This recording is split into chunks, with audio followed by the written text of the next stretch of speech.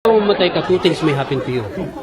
Para kayong maging alabok ng lupa o kayo maging pataba ng lupa. Ganun ba yun? At pag ikaw naging alabok ng lupa, swerte ka. Ba't mo nasabi? May liliparin ka ng hangin pretty around the world hanggat may hangin. Ba, matindi, no? At pag ikaw naging pataba ng lupa, Ano mangyayari? two things may happen to you. Tutings na naman. Maaari kayong maging magandang bulaklak, Aha. kaya matagi na po ng kayoy. Ba po ng kahoy? Pag kayo naging magandang bulaklak, maswerte ka, Bakit? kaya halikan ka ng magandang dalaga.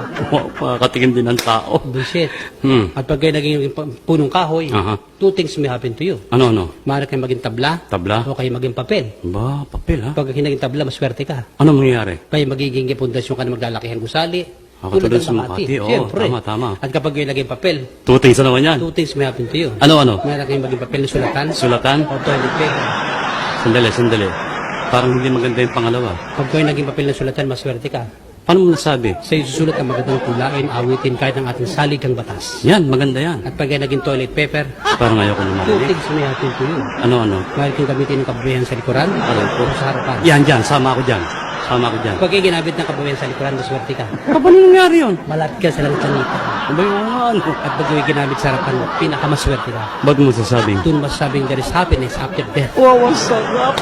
Pero pansamantala lang yun. Bakit? Pag ipilas ka na yun, simula ng impyerno mo. Yay!